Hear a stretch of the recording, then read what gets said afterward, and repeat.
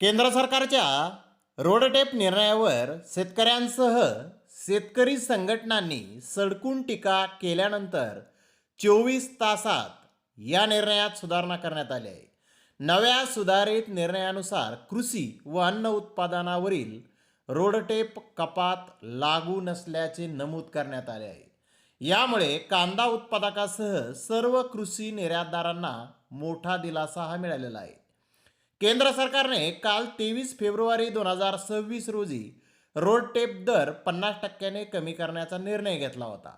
या निर्णयाच्या पार्श्वभूमीवर अनेक शेतकरी संघटनांनी आक्षेप घेत निर्णय मागे घेण्याचा इशारा दिला होता. या निर्णयामुळे निर्यात क्षेत्रावर विशेषतः कृषी व कांदा प्रक्रिया उद्योगावर गंभीर परिणाम होण्याची शक्यता असल्याचे संघटनांनी स्पष्ट केले होते.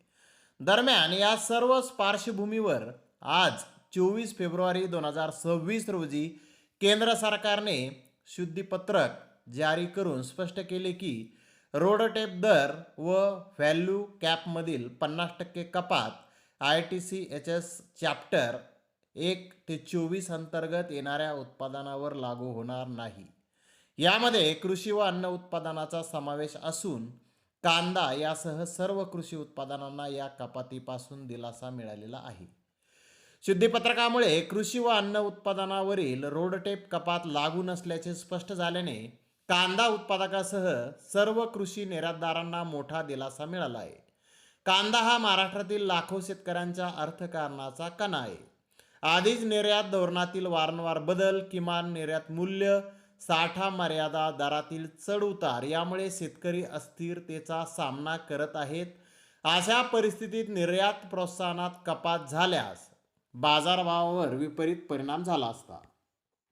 कृषी व कृषी प्रक्रिया उत्पादनासाठी स्थिर आणि दीर्घकालीन निर्यात धोरण जाहीर करणे, रोडटेप दर किमान 4% वाढविण्याचा विचार करणे, कांदा व भाजीपाला निर्यातीसाठी विशेष प्रोत्साहन योजना तयार करणे, धोरणात्मक निर्णय घेताना शेतकरी संघटनाशी पूर्व सल्ला मसलत करणे अशा बाबींचा विचार सरकारने आता करायला हवा.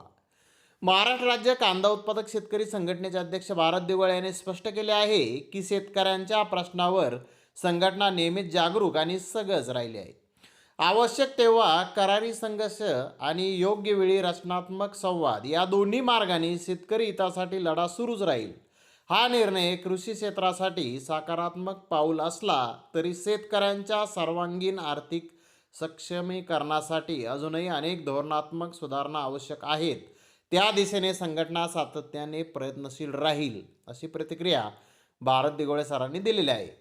तर मित्रांनो, सर्व शेतकरी तसेच शेतकरी संघटनाने घेतलेल्या जोरदार आक्षेपामुळे सरकारने रोडटेप दर हा कमी जो केलेला होता तो कृषी क्षेत्रातील ज्या काही वस्तू आहेत त्या वस्तूवर लागू नसणार आहे.